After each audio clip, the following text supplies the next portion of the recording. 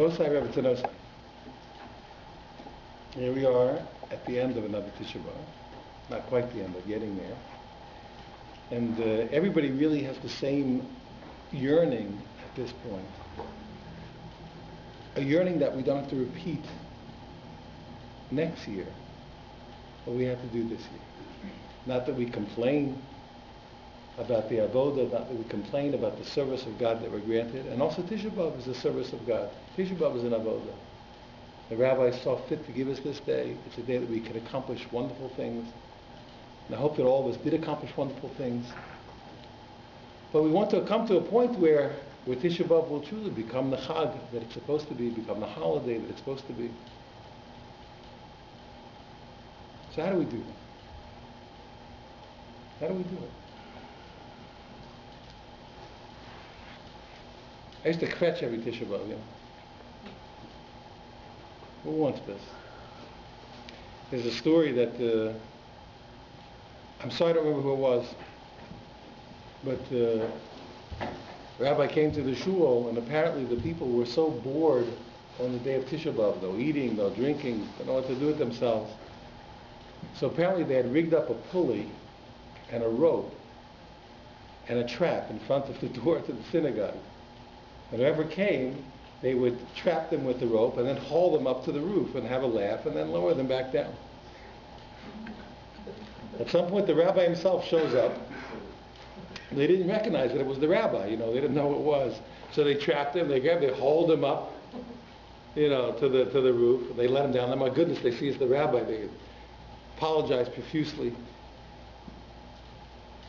Story is at that point, you know, the rabbi goes to the Aron Kodesh, he opens up the Aron Kodesh, he looks inside, he says, HaKadosh Baruch Hu, he says, it appears that your people don't like your holiday, they don't like your Yom Tov, he says. Maybe you'll change it. We like the Yom Tovs of Hashem, we like the Yom Tovs of the rabbis. We don't want to be in mourning, we don't want to be sitting on the floor, we don't want to be fasting and crying, we want to be celebrating and close to God. I tried my best this morning to describe that the difficulties that we see are a reflection of our possible closeness to God. As I tried to describe to you the horrors that we see between people who are in the process of divorce, really the most heartrending, the most horrible sentiments and emotions that come out, can only be understood in light of the promise that was hoped for and that came to failure. Nobody can feel that bad that didn't hope to feel really, really good. That anguish, I hope I'm communicating, that anguish, you should, if you never heard it, I bless you. You should never hear the things people say to each other when they're getting divorced. Hashem should bless you. You should never have to hear it. But when you hear it, how can we reconcile it? The only way we can understand it is in what we're looking at. We're looking at the reverse side of what was going to be the most beautiful thing in the world, the highest hopes, the sweetest dreams that a person ever had. And the anguish that comes up because it was failed, it was disappointment. And when we see in our world these things, that's what we're looking at. I got to tell you something. There's a medrash, and the medrash says that HaKadosh Baruch Hu told Moshe Rabbeinu, tell the Jewish people, you know, if you look into the Torah, we have in two places, we have a list of curses that is frightening, that's hair-raising. And in fact, the things that we see in those curses, we see coming into reality in Tisha B'Av and other tragic times. They're hair-raising, the curses in the Torah. And the truth is, the halacha does not let us minimize them. We can't break them up and minimize them and get them out of the way. We're not allowed to do it. The Medrash says that God says to Moshe Rabbeinu, go tell the Jewish people that I did not give them the blessings and the curses for their detriment, to do bad to them. Tell them that I gave them the blessings and the curses to do good to them, to show them the way. That they're going to get the great reward. One of the famous Perushim on the Medrash Rabbah, it's a little bit of a debate how you call them. And many people call it the Maharzu. They refer to him as the Maharzu, well, according to the letters. But where I learned, we called them the Maharzav. Ends with above. And he raises a very strong difficulty to this Medrash. Because as you recall, what the Medrash says is that God tells Moses to tell the Jewish people that I didn't tell the Jewish people, I didn't give them blessings and curses to do bad to them. So he asked, listen, I can understand why God would apologize or wants to defend or justify and make sure that the curses are not misconstrued. But why is God defending the blessings? He said, tell the Jewish people I didn't give them blessings and curses to do bad to them. What's he apologizing for the blessings for? I thought the blessings were no good. The curses I thought were no good. God says, no, even the curses I gave because I'm trying to do good to them. Okay, well understand. What's he doing apologizing for the blessings? And he answers something very interesting. And this you have to know. Not everybody's the same nature. Not everybody's the same nature. There's certain things that many of us strive for and many of us find beautiful. They're not the best thing for everybody. Not everybody's into that. If you look into the blessings of the Torah, we'll have peace, we'll have plenty. Some people don't like peace and plenty. They go out and raise in hell. You know, these people, they want to go out and bust a few heads, get a good fight. Where I grew up, they fought all the time. Right? I grew up in a fighting town. People used to fight by appointment where I grew up. I'm serious. You walk out of the house, the guy says, nice shoes, pow, it was a fight. We had a fight for everything. Some people like fighting, going out and mixing it up. Now look at what you're promising a person. If you keep the Torah, all the bits, you do tefillin and say your blessings and trumas and maasros and the sacrifice of korban pesach, and you keep Shabbos. Incredible mitzvahs, and you're promising this guy wants to get out there and really mix it up. And what are you going to have? Oh, it's going to be so wonderful. Everyone will be at peace. It's going to be like Disneyland. With Mickey Mouse will be there, and Minnie. Guys go, what? That's what you offer me? I'm going to learn Torah, Yomam V'Layla. I'm going to dedicate myself to Torah day and night. Keep the Shabbos, keep the Pesach, keep Sukkos and Shavuos. Trubas, Maasros, Peah, Leket, Shikha. 613 mitzvahs with endless branches, and your promise to me is Disneyland? You ever meet some real mercenaries? I don't know if you ever met these guys. They're going to get out there and do it. What do you do? You're promising a very sweet world. He's not into a sweet world.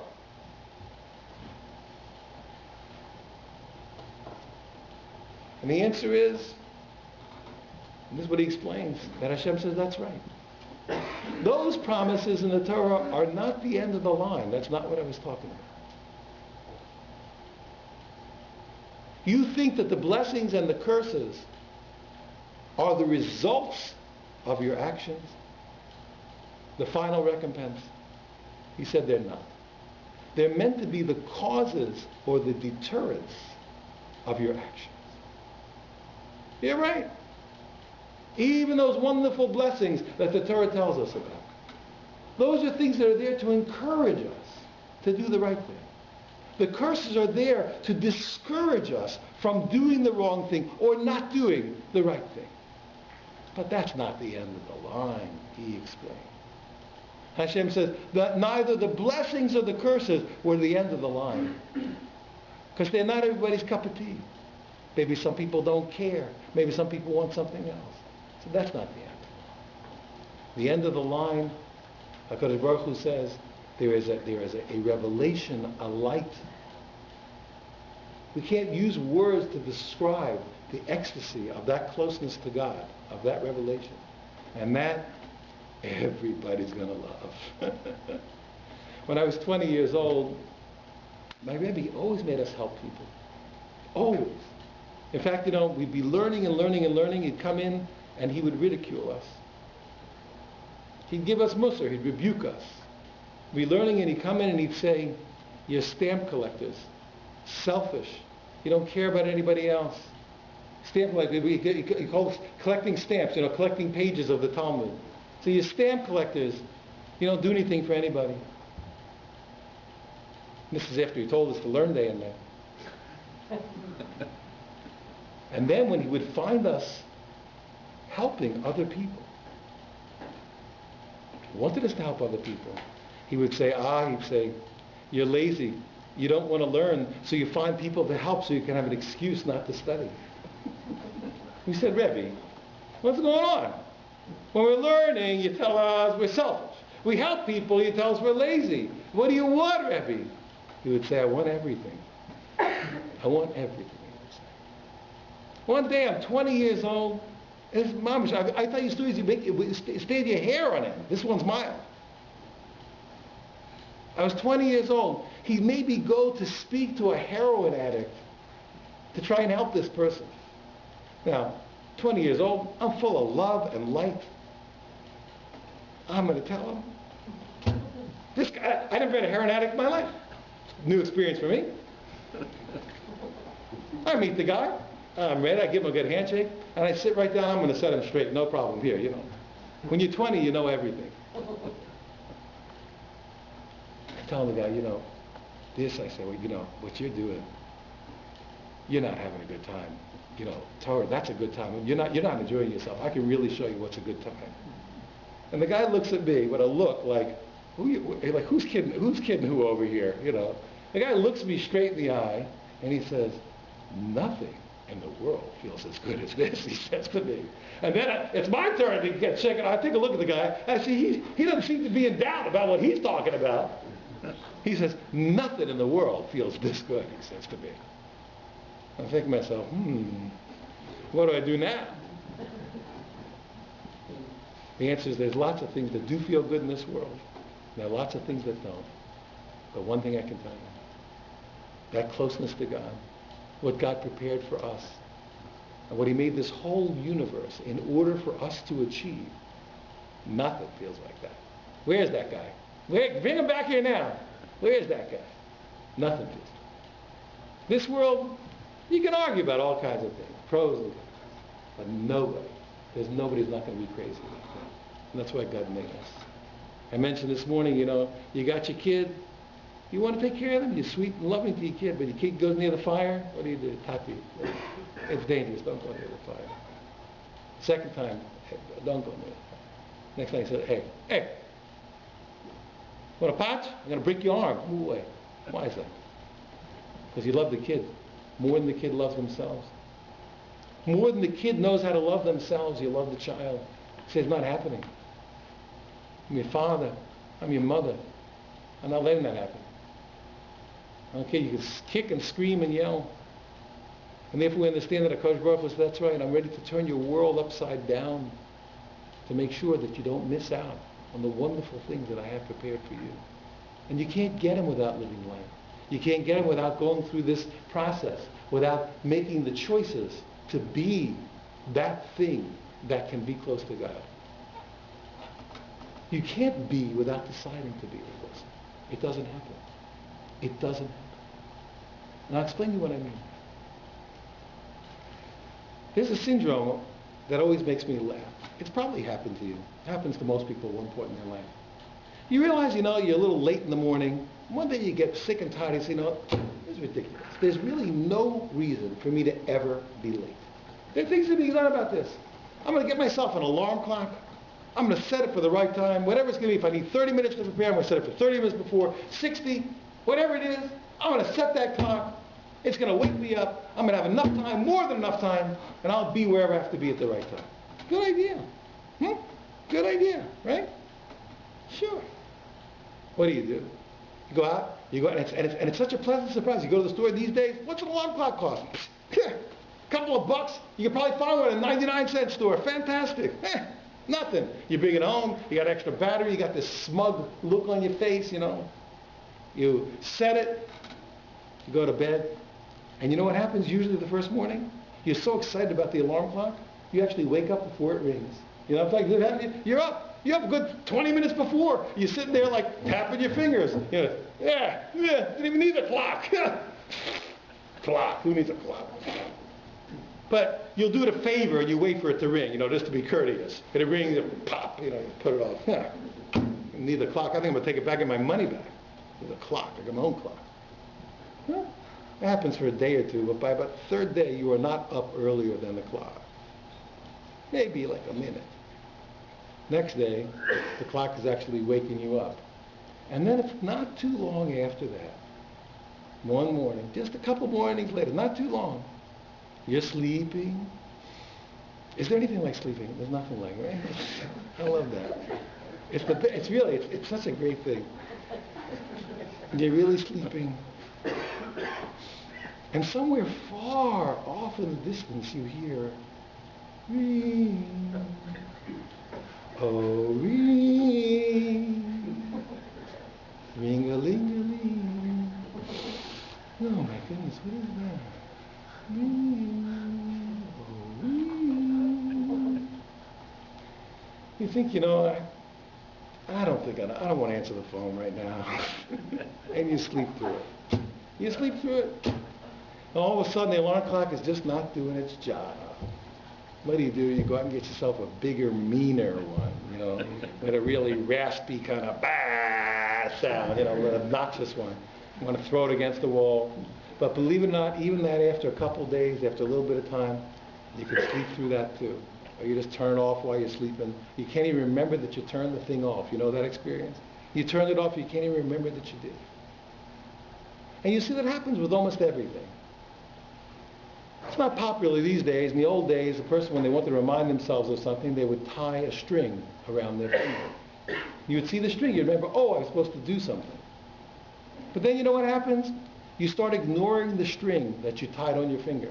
So you have to tie another string on another finger to remind you to look at the other string. But then you start ignoring that string. So then you tie another string on another finger to remind you to look at the other string, to remind you to look at the other string. But then you stop looking at that string. It's incredible. And you know why that is? Because the one thing that you cannot do automatically is to be conscious. You'll see that we have a wonderful gift these days. We have machines that do things automatically. And what they really do is allow us not to be alive for certain activities. That's what they're there for. That's why you have machines. I don't want to, why don't you want to have that? I don't want to have this experience. I got to tell you something, if you ever had a house full of kids and your machine broke, ever happened to you? You had a house full of kids, washing machine broke? Never happened? I bless you, it shouldn't happen to you. But if it happens, and you're at the end of the week, house full of kids, a lot of clothes, no machine, happened to me. Now, I always try to approach things with a lot of seichel. Now, washing is not the most complicated thing in the world. In fact, it's a very simple process. You need water. Soap is great if you can get it, and you need agitation. Everybody who knows how to do this. In fact, this thing called cowboy wash. Did you ever do that? The cowboys do a famous thing. How do they do their wash? They get a big milk container. You never heard of this? They get a milk container. Those big metal milk containers. They put in water, and they put in soap, they put the clothes in, and then just put it in the back of the pickup truck. And all day long, while they're driving around doing their chores on the ranch, the clothes are getting washed. With the agitation, you've got to rinse it out. It's called cowboy wash. Everybody knows the principle, because you need soap. Even without soap, you can do it, but it's a lot more work. With soap, agitation, water, you're in business. I said to myself, I'm no dummy. I'll do like those people in France do. You ever read the people in France how to do the wine? You know what I'm talking about? They march around on the grapes there. Okay, so I'm going to do the same thing. I'm a smart guy. I fill up the tub with water, with soap. I put a week's worth of wash in there. I get myself a book, and I am marching back and forth on the clothing. I think that's pretty simple, and I'm feeling pretty good about it. This is fantastic. And the truth is, I got to tell you, for that cycle, that was a great idea. But the rinse cycle doesn't work so well that way. That does not go so well. The rinsing is quite difficult, and your feet will not do the job. Not mine anyway. Then it's down on your hands and knees with your hands, and that's a lot of work. And if you do that one good time, you say, you know what? I'm going to make sure I get that machine fixed. And somebody says, yes, but you're going to miss out on that hands-on experience of washing your clothes. And the answer is, you know what? I'll be happy to miss out on that experience. In fact, I'll be dead for that experience. Thank you very much. And that's what machines are. Machines allow you, when we do things automatically, we're allowing ourselves to be dead for something, but there's a problem. If you want to be alive, the one thing you can't get a machine for is what? Is being alive. That you can't get a machine for. You know why? Because if you get a machine to automatically be alive for you, you are dead. Consciousness can't work on automatic. Either you are conscious or you're not conscious. Am I communicating with you? It's impossible. You can't do it. There's no automatic consciousness. Get yourself davening. Okay, let me just, okay, I'm davening now. Okay, now what do I have to get at the store? Then you're not davening. You can't do it. You can't check out while you're davening. You're not there anymore. It doesn't work. It doesn't work. It doesn't work. Consciousness can't go on automatic. You can't get your stuff going, being alive, and then check out on your life. You're dead. I mentioned here, I'm pretty sure, I'm not the world's biggest expert in sociology and anthropology. I'm not even the world's smallest expert, to be frank with you. In fact, I'm not any expert at all. But I read a lot. And this I can tell you, from everything I read, every culture I ever encountered is afraid of dead things that walk. Every culture I ever read about. They all got subway, they got names for it. They're all afraid of dead things that walk. I'm telling you, dead things that move, they're afraid of. Everything's terrified. And it's occurred to me that there's a very good reason why we're afraid of dead things that walk. Because you know who that is? That's us. That's us. Our bodies move. We're not quite here. We're not quite alive. The gift of the Torah to teach us to be here, to be present, and to be conscious. But that's something that can only be done by being conscious and being present and making choices. When we say Shivisi Hashem Lenegdi Samid, that I place God constantly before me, you can't do that on automatic. Either you're there or you're not there. I was telling somebody this morning, when I was a little boy, there was a very famous book by Aldous Huxley called Island, if I'm not mistaken. The beginning of the book, they have a wonderful idea to educate their children. People realize that there are certain things you can get into people's heads subliminally. Just let them hear them. Underneath, it'll go in. So the parents figure this is fantastic. They're going to play educational tapes for their son while he's sleeping. They're going to turn him into a genius, with no work. So they start playing a tape about the Amazon. The Amazon is the longest river in the world. Its mouth is here, its source is here, its mouth is here. It passes through the following countries, etc. So many miles, so many cubic meters of water, etc. And they play it over and over and over again for the kid. Kid comes downstairs for breakfast. Parents are really excited. Johnny, morning, how you doing? Really good. Sleep well? Yeah, great, I'm hungry. Okay, here's your breakfast. What are you doing? Hey, Johnny. What, Ma? Johnny, what's the longest river in the world? What do you think? I don't know. Beats me, Ma. But John, come on, you don't know. You ever wonder, what do you think? What would you think? Take a guess. What would you think is the longest river in the world? I don't know. Come on, you think it might be the Amazon? I said, I don't know. No idea. I said, didn't you ever hear anything about the Amazon? Or no. Remember anything like the Amazon is the longest river? And all of a sudden there's like a switch, is thrown. He said, his eyes glaze over. He said, the Amazon is the longest river in the world. About to hear the story. He said, he repeats word for word the tape. Then he finished shuts off. So Johnny, what do you think is the longest river in the world? He says, I don't know. And all of a sudden you realize either you're there or you're not there. You can't be there and not be there. And you have to realize that the gift that God gave us, life, would mean that at a certain point we were actually alive. We were actually alive, so to speak, on our own volition. God made us, but if He gave us life that reflects the presence of God. We come from someplace, but the goal was that we would exist as if we didn't. As if we didn't.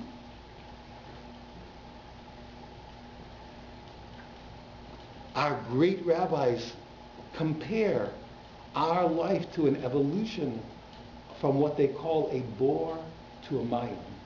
A boar is a term that anybody who lives in the Middle East is quite familiar with.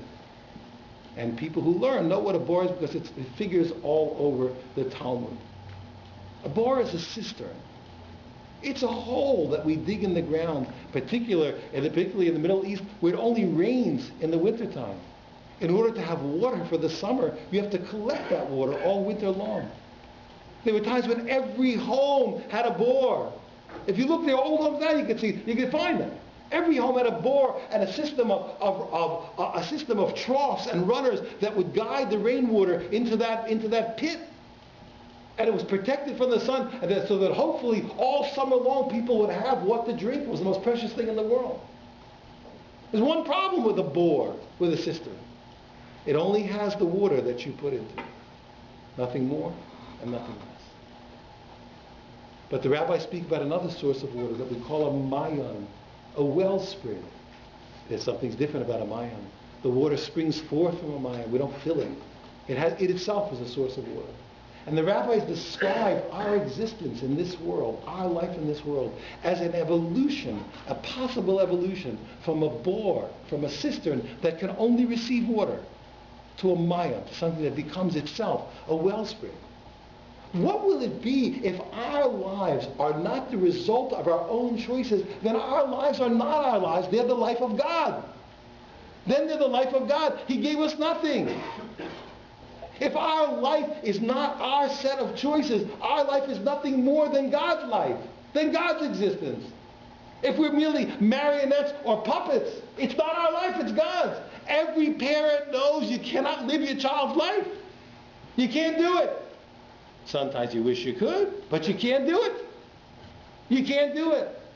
You can teach, you can give example, but if finally the child has to get up and live, every parent knows it. But to overprotect your child, you kill him. At some point, they got to climb, they got to fall down, they got to have a chance to live. You can't do it. And Hashem gave life to us. Not to be puppets of the will of God. He gave us a chance to choose to be, not just to choose what we do. Life itself is a choice. Actually existing or being conscious is a choice. Our amount of presence is a choice. It's a choice, Rabbosai, Rabbi Tzanosai. And that is life. That is life. When we choose to be alive. And that's what God tells us in the Bible. He places life and death before us. He says, choose life. Choose life. That's why it comes. It doesn't come any other way. When we're born, we're given an idea of what it could be to be alive. When God gives us a body, He's showing us what it might look like, but we're not here yet. We're here physically. We're here because God is making us live and move, but we're things that are not alive, that are walking. But He gives us an opportunity to actually become alive by choosing to be here. When I know, and there's no way to make that choice and to know it because there's no meaning in life except that there's a God. One of my favorite cartoons, it shows a person in front of the Grand Canyon, an artist. And the artist has set up an easel, and there's an empty frame on the easel. There's no canvas in the frame. So you just look through the frame at the Grand Canyon, and the artist signs his name. And I always love that cartoon, and I'll tell you why. Because it expresses something that I believe is a fundamental truth. We don't have anything, yet we're supposed to exist. How do you solve that problem? Another one of my favorite cartoons, you got to think I just read cartoons all day long, but I do like them. But the classic picture, the guy's on the psychiatrist's couch, and there's the psychiatrist, with the notebook there. And he's saying to the guy on the couch, Irwin, he's saying, it's not a complex. You are inferior.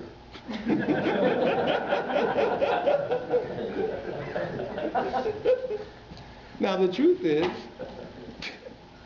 what do we got to offer? Nothing. Nothing with nothing. But God has everything. So how could it be that we're going to be here? If it's God, God, God, then what is our existence going to be? What are you going to do about it? The answer is that it's true that all of the substance of value and beauty and meaning, all is God. But the gift of choice is ours. And the same way, why I love that cartoon? The first one. Because it's true. I used to wonder, what's a photographer? Just click, click, click, click, click. Well, guess what? I tried it. My pictures don't come out so nice. I click away. But it's just something's in there. But it doesn't look like those pictures that artists take. You know why? Because they know what to look at and what angle to look at it. And what they do is, but what every artist does, they put a frame around something that God did and say, look at this. And we go, oh, that's beautiful, because they see the beauty in what God did. And that's why they're an artist. And it's like that in all forms of art. Whether it's photography or painting or dance or music or sculpture, every artist is pointing at something God did. And it's really true. You put an easel in front of the Grand Canyon, you can kind of sign your name to it. Not because you made the Grand Canyon, but because you showed it to us. And you made us aware of it. That was a choice. That was a choice. Everything comes from God. But to choose to see it, to have the consciousness to be there and to behold it, to recognize it, that's us. That's already us. That's our life. That's our life. And that does come from us. God gave us the ability. He gave us the chance. He gave us the substance. He gave us everything. But that's our being. And that's why everything does begin with Shivisi Hashem Lenegdi Samim. That a person is constantly placing God before them. Not that they walk around and every couple of years they say, whoa, there must be a God. Whoa, there's a God. No. But a person makes a conscious choice every single moment to see it and to be aware of it and to know it. And then you know what happens? Everything changes. I didn't forget my subject. If we're in an exile of the Second Temple and we want to do something about it, and I've been talking about the same thing since last night, and if the rabbis tell us that this lack, this flaw that we call siddhasthina, this flaw of not being able to come through and love everyone else when we're supposed to, is the equivalent of worshiping other gods, is the equivalent of violating sexual prohibitions, is the equivalent of murder. We're talking about something very serious. Very serious. What are we going to do? How are you going to get conscious? Want to get a machine to do it? Put a string around your finger, then a string on the other finger to bend to the first string, third string for the second, for the first. You know it doesn't work. Automatic's not going to do it. Automatic is not going to do it. We're going to have to make a choice. Problem is, we seem to make the choice and then it fades away. But I'll tell you what you could do. I'll tell you how to go about it. Some years ago, I got a letter from a rabbi in New York who was starting an outreach organization. And it was clear that he was a very enthusiastic and inspired and a very diligent rabbi. And he sent letters around the world asking people to collect questions and difficulties that were posed by people who were given the opportunity to observe the Torah.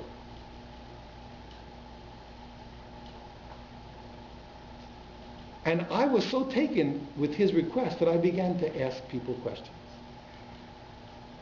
And somebody said to me that the most daunting thing about a person becoming observant who wasn't is the thought of doing this forever. I mean, if you tell me, look, I used to eat this, and you tell me, look, don't eat this for 30 days. Okay, I won't like it, but 30 days I can handle it.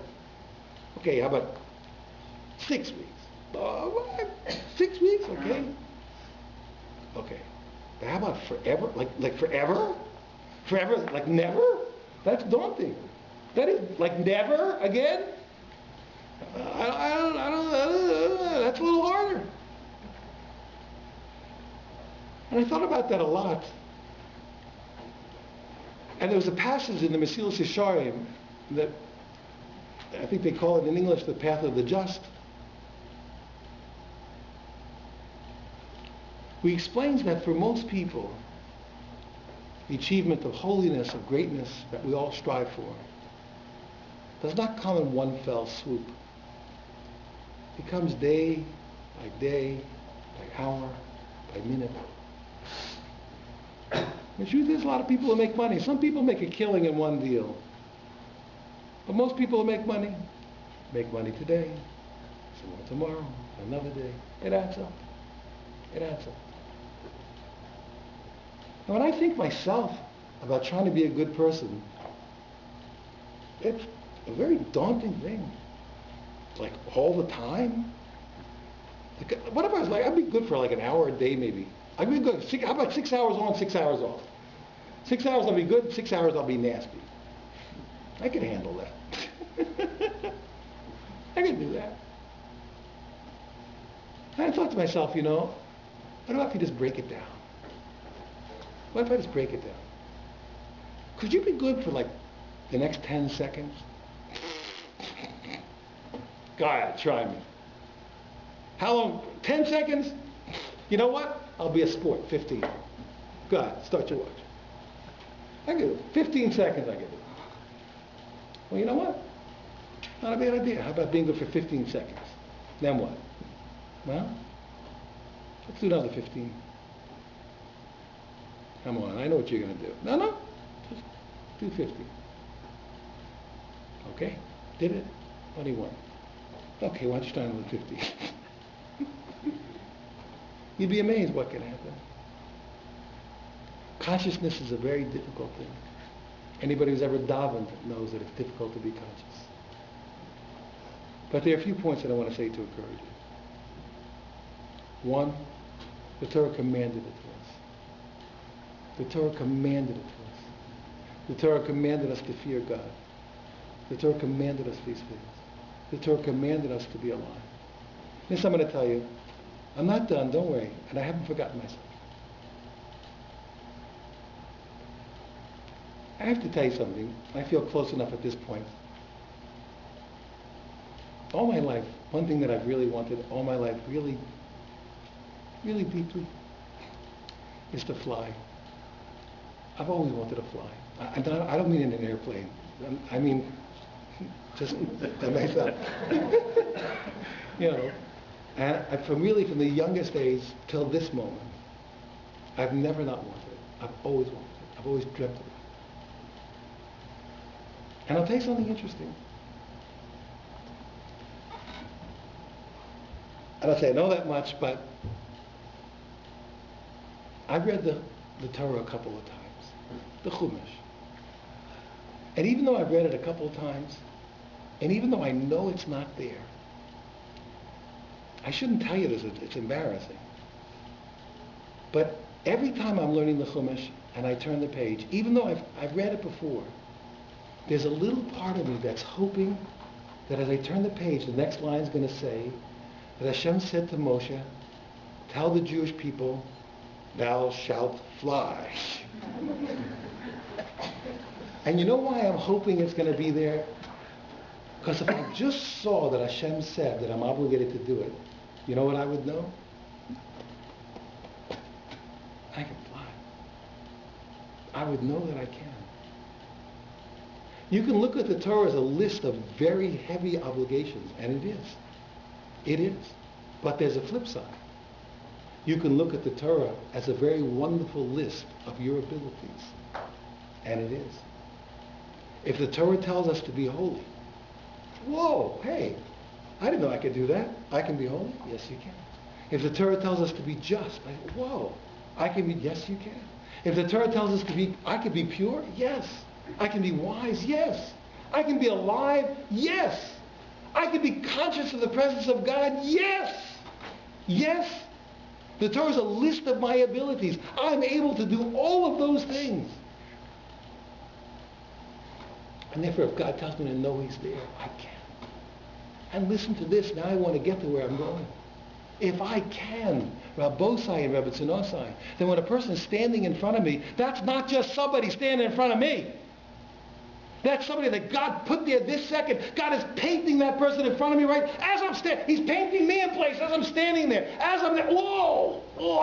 Oh, I feel this stuff coming into being as I'm standing here. Ooh, Hashem making me right now, and He's making it right now as I'm standing there.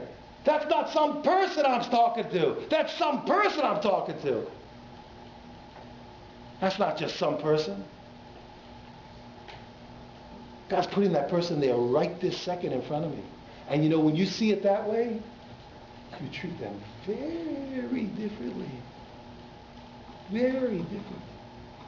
Ooh, Mr. Person. Miss Person. So, I'm deeply honored to see you. It's the greatest privilege to have met you. I'm profoundly moved by the gift of seeing your face. It has to happen that way. If you knew it, if you were standing in the presence of God, and you knew that God was putting that person in front of you, that's what would happen, because it means that you know that God is the cause of everything. And that is what the Torah wants from us, and I'm going to explain you why.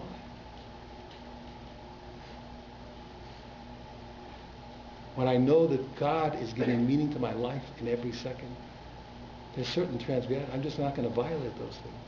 Because I know God infused my life with meaning. Those forbidden relationships, I know that I'll destroy the beauty, the exquisite beauty of the world that God made. That there are terrible consequences to those things. I won't do it. And to violate the sanctity of a human life, unthinkable. To violate the sanctity of that being that represents to us the existence of God. That's every person that you know. That's every person that you know. Everybody. Even if they're creepy.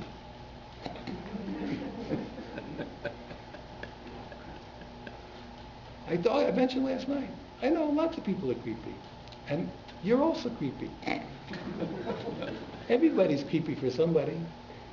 Everybody's somebody's creep. That's how Hashem made it. There's somebody, I'm telling you, there's somebody right now, they think they want to puke. They can't stand. Just the way you do that. Yeah. That's how God made it. And you know what a gift it was? There was another way to make a peaceful world than this. Could have made us all the same. Everybody in the whole world will be just like you. Everybody. Hey, what do you want to do today? What you're doing. What's your opinion? Your opinion. What flavor you like? Your flavor. What a dour and gray and dark world that would be, huh? Instead, Hashem made a diverse expression of the beauty of the existence of God. Endless numbers of people, everybody with a different walk and a different talk and a different cut. And He told us to love Him. Indiscriminately. Indiscriminately. He didn't ask us our opinion. He didn't ask us if it's our style or not our style, or they get on our nerves or I don't. He said just love them indiscriminately. Every single one. And what was all that for? God was big enough to do all that loving all by Himself. He didn't need a person around to start with. He did all that to give us life. He said, if you will embrace these things, you will be alive. You'll actually exist because you'll be reflecting that God that made you. You'll have that consciousness. God doesn't want us to be conscious of God because God wants to be conscious of. God doesn't need anybody to be conscious of God. God was fine without us.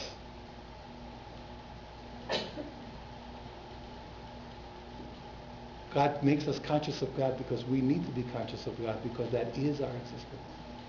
And once you know that, anything good or sweet in the world you will want for your fellow human.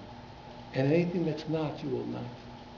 If you've heard of Torah and mitzvahs, you shouldn't need a kiruv movement to inspire you to bring other Jews close. How could you not? How could you not? if you have the privilege of knowing what a mitzvah is, if you have a privilege of knowing what Torah is, you have the privilege of knowing what a bracha is, what wouldn't you do to share it with another human being? You trick them. You trick them. Come to the room, you do your little mitzvah, you start, you hide it when they come in. Say, what? Oh, it's nothing. You don't know. You don't want to see this. No, it's nothing. Put it. No, you don't want to. No, what is it? No, you don't want to know. But no, it's just some feeling I got. Yeah, you wouldn't be interested. What wouldn't you do? What wouldn't you do? What wouldn't you do to trick your neighbor into receiving the good that God has stored up for them? What wouldn't you do to love them, to honor them? What would you do to fight for their honor like you fight for your own? How would it be possible that your heart wasn't broken anytime anybody was embarrassed for anything? It'd be a no-brainer. It'd be a no-brainer. It'd be overflowing. It'd be overflowing. So what can we do? We can make a choice. Rabbosai, Rebbetznosai. And this I really suggest with all my heart. Don't decide that from now on, I know that's true, but don't misunderstand me. How about 1 minute? If you meet somebody, why don't you decide to be really good for 1 minute? Just one. Just 1 minute. Hey, Shalom Aleichem. Whew. I got to tell you one thing, I'm out of here. I just have this funny feeling that people are going to want to eat.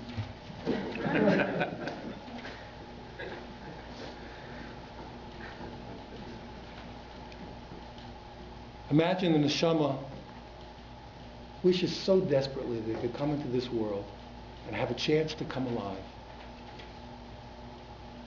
and to behold the presence of God by doing mitzvahs in this world. You're there, you figure, hey, I'll sign up. You go down to the office there, you get the papers for life. You got to fill it out, you got to put all your numbers in, triplicate. You fill it out, come down to the end, you get your references. In the end they say, and how many years are you requesting? How much life are you requesting? Say, I think I'll like about 500 years, please. You put down 500 years, you send in your forms. It's a couple months before they come back. They say, dear citizen, we're so happy to inform you that your request for life has been granted. You're really happy. And it's been decided that we're going to give you life, not as much as you asked for, but we will be giving you, we're happy to tell you, 5 minutes in 1,000,000 years.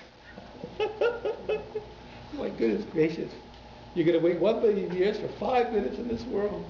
1,000,000 years for 5 minutes in this world. Well, what are you going to do? Go back to work, you start counting down your time. After the first 100,000 years, you throw a party. Hey, only 900,000 years to go. At the end, already by the 500,000 point, you're renting a hotel. You get down to the last 100,000, last 50,000, 10,000. By the time you're down to the last 1,000 years, you're throwing a party every day. I'm going to live. I'm going to be alive. Imagine that last year. Finally, you come down, the office of life, ready to send you in. They sit you down. They want to prepare you a little bit. They say, listen, it's pretty soon you're going to be alive. You really have to be careful and take advantage. You got to be careful. Take a. What? You know who you're talking to?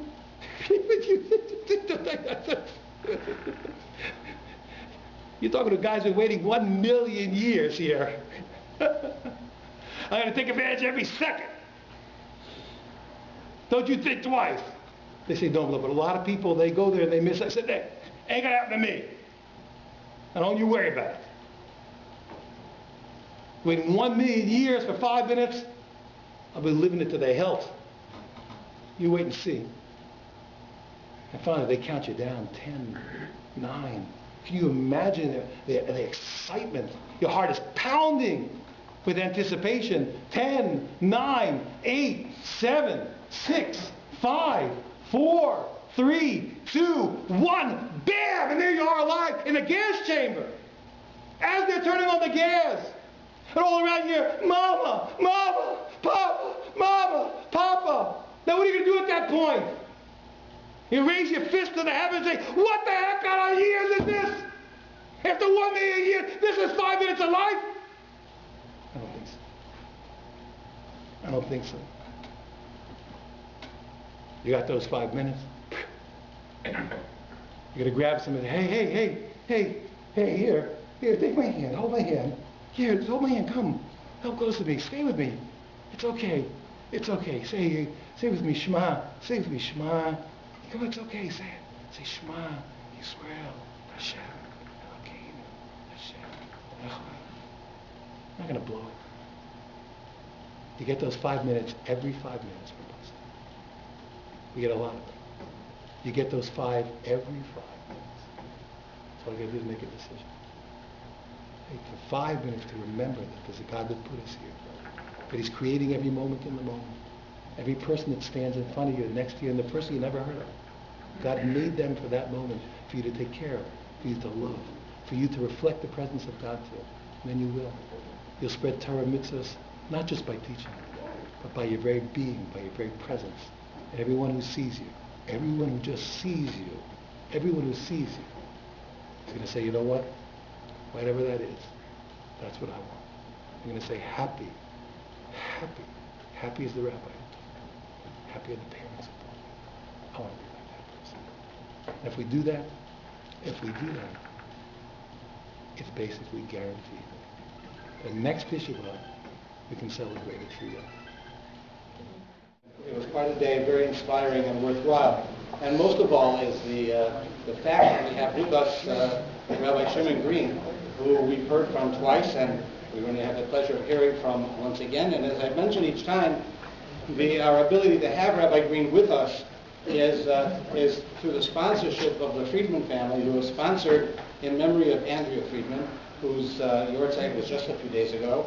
And we appreciate that very much. And I've asked Adam to come up and say a few words about the occasion, about his grandmother. Towards the end of Sefer Dvar. After he dies, the Jewish people will sin, and he will be forced to punish the Jewish people in a manner which he describes as hester panim, hiding his face. And the result of this punishment will be that the Jewish people will say, it must be that God is no longer among us, because this is the only way that such a calamity could have happened. This sort of suffering, the feeling that one is completely abandoned, and the inability to see past the pain towards any sort of good, any sort of chesed which comes out of the action, which cuts a person off essentially from God, is the basic pain which we experience during Tisha B'Av.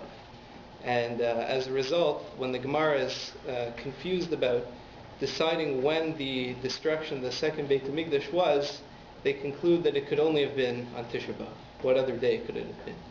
The day itself is universally infused with pain, and includes within it every kind of pain which is experienced by any person. But at the same time, as my Rosh Yeshiva always said, Tisha B'Av is a day of pain which teeters on the brink of being a great simcha, of being very joyous, of being a Yom Tov. Even halfway through the day, we begin to console ourselves and stand up and continue on with some semblance of normal life. And therefore, we can say that this too is universal. That just as Tisha B'Av is a day of universal suffering, it's also a day of universal consolation. Therefore, it's fitting to recognize today an event which in my life and in my family's life embodies both of these qualities. The death of my mother, Esther Bat Sarah, Zichrona Livracha, certainly is difficult to describe in ways other than a true, incomprehensible tragedy. She was strongly committed to her family, to the community, and to have been taken at such a young, relatively young age by, in such a disastrous way by disease is something which is difficult to describe. At the same time, we need to recognize as part of the day, part of the process that Tisha B'Av is, that we can become consoled even in the most tragic of situations, and that's part of what the day is. It's difficult. I mean, words escape me. Certainly not able to speak in such an eloquent terms, and therefore, my family and I are very thankful to have someone who is as able a speaker and as noted Talmud Chacham as Rabbi Green to be here, and no need of introduction, especially now. This is the third time that we'll be able to hear from him, and he's able to express in some way our pain in greater eloquence than we're able to do ourselves.